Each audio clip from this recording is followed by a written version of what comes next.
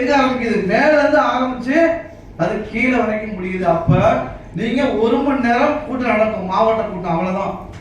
இது கலைஞ்சால்தான் அடுத்த முறை அவர்கள் வருவார்கள். அந்த மாவட்ட செயலாளருக்கு ஒரு 7 ஒன்றியமா 8 ஒன்றியமா நம்ம பிரிச்சிருப்போம்.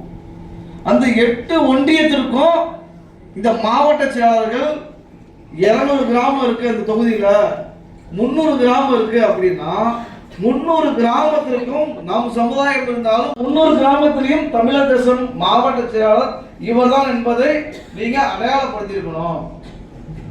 கிராமம் சொல்லணும்னா இத ஊருன்னு சொன்னோம்னா அந்த கிராமத்துல குக்கிராமம் சொல்லணும். அதுல உள்ள அப்படி சார்பா இருந்தாதான் அந்த மாவட்ட செயலாளருக்கான தகுதியை நீங்க வளர்த்துக்க முடியும். இந்த கட்சிகளோட அனைத்து ஒன்றியத்துக்கு நடத்தணும். அதுல மாவட்ட கூட்டம் நீங்க நடத்தும் போது அந்த மாவட்ட இணை செயலாளர்கள் துணை செயலாளர்கள் இருப்பாங்க. நம்ம பல முறை சொல்லியிருக்கோம். அந்த நடக்கணும், கிழமையில நீங்க மாத்திக்கணும். அப்ப ஒரு மாவட்ட செயலாளர் ஒரு ஒன்றியத்தில் கலந்துக்குவார்.